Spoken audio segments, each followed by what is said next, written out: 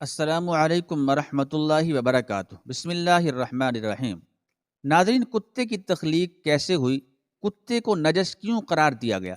رسول اللہ صلی اللہ علیہ وآلہ وسلم نے گھر میں کتا رکھنے سے کیوں منع فرمایا؟ جس گھر میں کتا ہو اس گھر میں فرشتے کیوں نہیں داخل ہوتے؟ کتے میں وہ کون سی 10 صفات پائی جاتی ہیں جن میں سے کوئی ایک صفت انسان اپنائے تو ولی بن جائے؟ دنیا میں کتوں کی کتنی نسلیں پائی جاتی ہیں اور کتے اذان کی آواز سن کر کیوں روتے ہیں؟ یہی ہماری آج کی ویڈیو کا موضوع ہوگا۔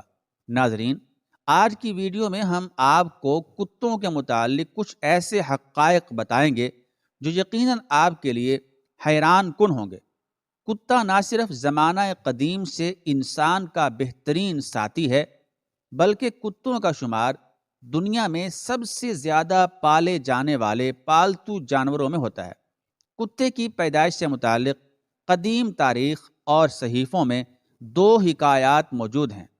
پہلی روایت کے مطابق کتے کی پیدائش کے متعلق امام عبد الرحمن السفوری نے اپنی کتاب نزہۃ المجالس میں نقل فرمایا ہے کہ جب حضرت سیدنا آدم علیہ السلام کی تخلیق اللہ تعالی نے فرمائی اور تمام فرشتوں کو حضرت آدم علیہ السلام کو سجدہ کرنے کا حکم دیا گیا تو اس وقت شیطان، جو کہ فرشتوں کا ساتھی تھا، اس نے اس سجدے سے نہ صرف انکار کیا بلکہ اس وقت اس نے حضرت آدم علیہ السلام کے پتلے پر تھوک دیا تھا، جو کہ حضرت آدم علیہ السلام کے پیٹ پر جا کر گرا تھا، جس پر اللہ تعالیٰ نے حضرت جبریل علیہ السلام کو حکم دیا تھا کہ حضرت آدم علیہ السلام کے پیٹ سے اس تھوک والی مٹی کو ہٹا دو۔ اس مٹی کے ہٹنے سے حضرت آدم علیہ السلام کے پیٹ پر ایک سوراخ بن گیا تھا، جو کہ آج بھی ناف کی صورت میں، ناف کی شکل میں ہر انسان کے پیٹ پر موجود ہے۔ اس کے بعد اس پیٹ والی مٹی سے کتے کو بنایا گیا تھا۔ یہ واقعہ امام سفوری رحمۃ اللہ علیہ نے بلا کسی سند کے ذکر کیا ہے اور قرآن یا حدیث میں اس کا ذکر موجود نہیں، لہذا اس کو معتبر نہیں کہا جا سکتا۔ دوسری حکایت نور المبین نامی کتاب میں موجود ہے، جس میں حضرت علی المرتضیٰ رضی اللہ تعالی عنہ نے ہمارے پیارے نبی حضرت محمد صلی اللہ علیہ وآلہ وسلم سے دریافت کیا کہ کتوں کو کیوں پیدا کیا گیا اور انسان کو اس کو اپنے گھر میں رکھنے سے کیوں منع کیا گیا؟ تو اس کے جواب میں نبی کریم صلی اللہ تعالی علیہ وآلہ وسلم نے فرمایا تھا کہ جب حضرت آدم علیہ السلام اور بی بی حوا سلام اللہ علیہا کو اللہ تعالیٰ نے زمین پر بھیجا تھا تو وہ دونوں خوف سے ایک پرندے کی مانند کانپ رہے تھے۔ اس وقت شیطان دنیا کے دیگر درندوں کے پاس گیا تھا اور ان سے کہا کہ تم لوگ آ کر ان معصوم پرندوں جیسے کمزور لوگوں کو کھا لو۔ درندوں کو پکارتے ہوئے شیطان کے منہ سے کف جاری ہو گئی تھی۔ اس تھوک سے کتوں کو تخلیق کیا گیا۔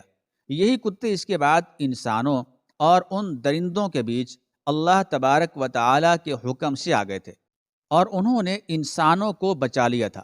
بخاری شریف کی حدیث نمبر 3227 اور مسلم شریف، سنن ابو داؤد، مسند احمد سمیت دیگر احادیث کی کتب میں ام المؤمنین حضرت سیدہ میمونہ رضی اللہ تعالی عنہا سے یہ روایت بیان کی جاتی ہے کہ ایک بار رسول اللہ صلی اللہ علیہ وآلہ وسلم بیدار ہوئے تو غمگین اور خاموش تھے۔ میں نے پوچھا، یا رسول اللہ صلی اللہ علیہ وآلہ وسلم، کیا بات ہے؟ آپ کی کیفیت بدلی بدلی ہے۔ فرمایا، حضرت جبرائیل علیہ السلام نے رات آنے کا وعدہ کیا تھا پر نہیں آئے، پورا دن اسی طرح گزرا۔ پھر آپ کو یاد آیا کہ ہمارے بچھونے کے نیچے کتے کا ایک بچہ ہے۔ آپ صلی اللہ علیہ وآلہ وسلم نے اسے نکالنے کو کہا اور اپنے دست مبارک سے اس جگہ پانی چھڑک دیا۔ اگلی رات حضرت جبرائیل علیہ السلام آئے اور کہا، ہم اس گھر میں داخل نہیں ہوتے جہاں کتا ہو یا تصویر ہو۔ جبکہ ایک اور حدیث کا خلاصہ کچھ یوں ہے کہ حضور اکرم صلی اللہ علیہ وآلہ وسلم نے فرمایا کہ جو شخص حفاظت اور شکار کی غرض کے علاوہ کتا پالتا ہے تو ہر روز اس کے اجر سے 2 قیرات کم کیا جاتا ہے۔ اس حدیث میں اجر گھٹ جانے کی جو بات ہے، اس سے معلوم ہوتا ہے کہ بلا ضرورت کتے کو پالنا مکروہ تحریمی ہے، اور مکروہ تحریمی ہونے کی وجہ سے اس گھر میں رحمت کا فرشتہ داخل نہیں ہوتا۔ کتا ایک نجس جانور ہے جو مردار کھاتا ہے۔ کتے کے سامنے اگر تازہ اور بدبودار گوشت رکھا جائے تو یہ بدبودار گوشت کو ترجیح دیتا ہے اور اپنی قے کو بھی دوبارہ چاٹ لیتا ہے۔ اسی لیے فرشتے پاکیزہ مخلوق ہیں اور وہ ہر اس مقام پر نہیں جاتے جہاں نجس ہو، ناپاکی ہو۔ ایک طرف تو کتے میں وفاداری کا خاصہ پایا جاتا ہے، تو دوسری طرف یہ اپنی ہی نسل کا دشمن بھی ہوتا ہے۔ حدیث شریف کے مطابق کتے کے جھوٹے برتن کو 7 مرتبہ دھونے اور 1 دفعہ مانجنے کا حکم دیا گیا ہے۔ حالانکہ نجس برتن تو 3 دفعہ دھونے سے شرعاً پاک ہو جاتا ہے۔ جدید سائنس بھی اس بات کو مان چکی ہے کہ کتے کے لعاب میں انتہائی خطرناک جراثیم پائے جاتے ہیں جو انسانی صحت کے لیے انتہائی مضر ہوتے ہیں، یعنی نقصان دہ ہوتے ہیں۔ حضرت حسن بصری رحمۃ اللہ علیہ فرمایا کرتے تھے کہ کتے کے اندر 10 صفات ایسی ہیں، اگر ان میں سے ایک صفت بھی انسان کے اندر پیدا ہو جائے تو وہ انسان ولی بن سکتا ہے۔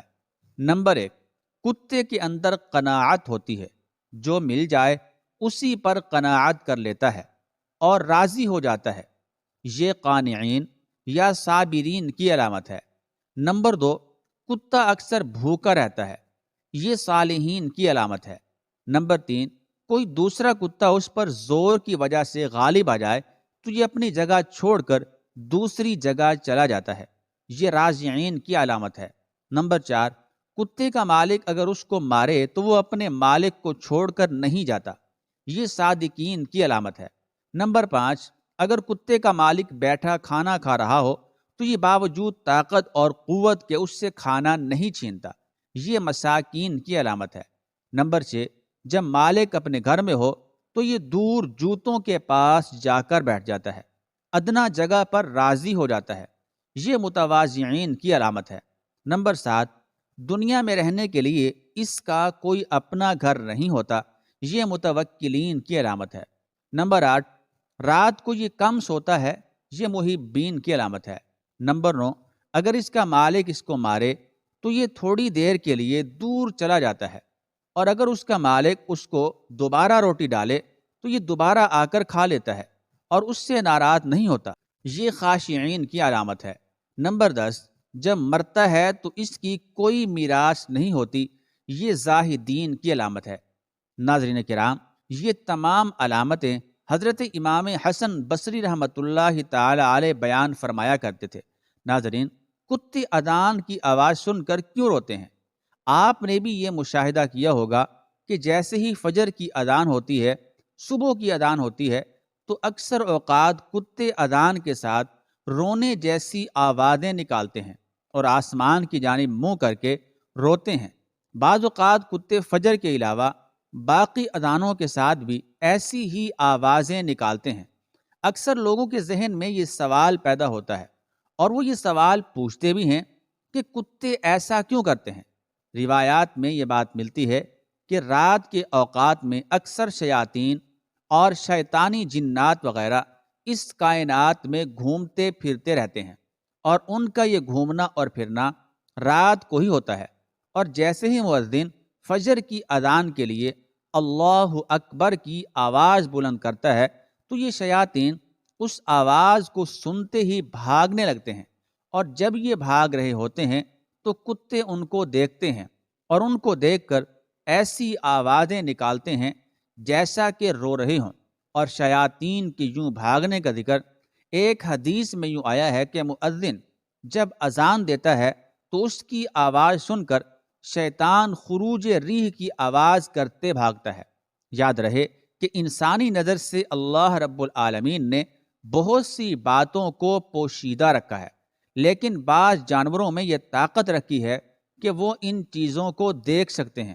مثلا عذاب قبر کی بات کی جائے تو اس کے بارے میں بھی روایت ہے کہ مردے کی چیخ اور پکار کی آواز کو انسان اور جنات کے علاوہ باقی تمام مخلوقات بھی سنتی ہیں، اور کتا بھی انہی جانوروں میں سے ہے جو کہ جنات اور شیاطین کو دیکھتا ہے، اسی لیے یہ ان کو دیکھ کر ایسی آوازیں نکالتا ہے۔